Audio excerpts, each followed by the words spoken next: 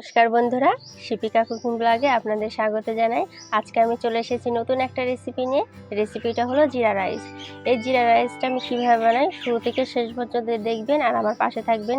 এই জিরা রাইসটা আমি বানাবো বাড়িতে যে চালগুলো আমরা ভাত রান্না করে খাই সেই চাল দিয়ে বানাবো। এই জিরা রাইসটা একটু আমি অন্যভাবে করব। এর মধ্যে দেব ছোলার ডাল আর সোয়াবিন আর আলু। তো চলেন শুরু করা যাক। জিরা রাইসটা করার জন্য নর্মাল সাইজের একটা বাটি নিয়ে নিয়েছি, আপনারা যে কোনো বাটি নিতে পারেন। এই বাটি 2 বাটি চাল নিয়ে নেব।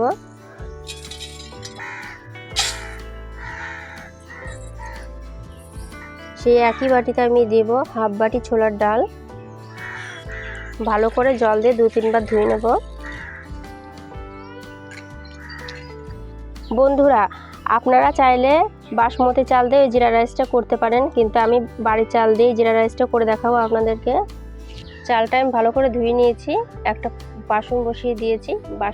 বাসনের মধ্যে আমি জিরা রাইসটা করব। এখন এর মধ্যে দিয়ে দিচ্ছি 2 চামচের মতন তেল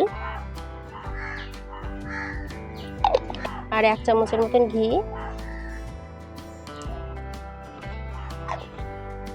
তেলের সম্বারের মধ্যে আমি দিব এলাচ, লবঙ্গ, দারচিনি, শুকনো লঙ্কা, তেজপাতা আর জিরে।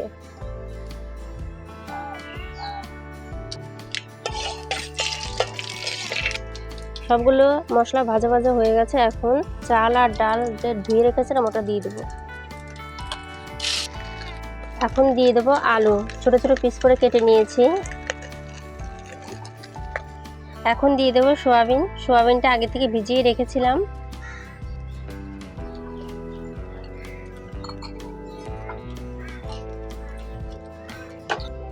বন্ধুরা, সামান্য একটু ভেজে নিয়েছি। এখন এর মধ্যে দিয়ে দেবো লবণ দিয়ে জল দিয়ে দিব। পরিমাণ মতো লবণ দিব। বন্ধুরা, আমি যে বাটি মেপে চাল নিয়েছি সেই বাটি মেপেই আমি 4 বাটি জল দিয়ে দেবো।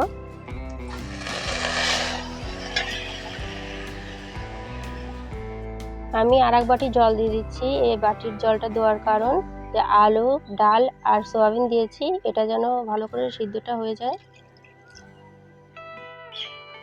জল দিয়ে দিয়েছি, এখন ঢাকা দিয়ে রেখে দেব। তুলে দেখবো ঢাকনিটা, নাড়াচাড়া করে দেখো।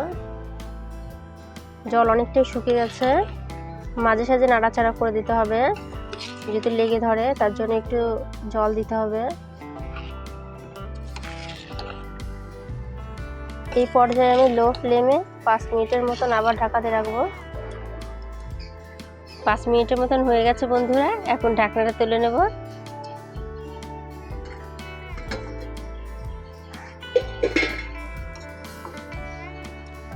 পারফেক্ট জিরা রাইসটা হয়েছে, একদম ঝরঝরে হয়েছে। এখন নামানোর আগে দিয়ে দেবো একটু ঘি। বন্ধুরা, দেখতেই পেলেন খুব সহজে এই জিরা রাইসটা বানিয়ে দেখালাম আপনাদেরকে। আর একবার বাড়িতে ট্রাই করবেন, বাচ্চারা খুব পছন্দ করবে। আর এই বাচ্চারা খেলে খুব পুষ্টিকরও আছে। তো যদি ভালো লেগে থাকে তাহলে লাইক করবেন আর চ্যানেলটাকে সাবস্ক্রাইব করবেন। ধন্যবাদ।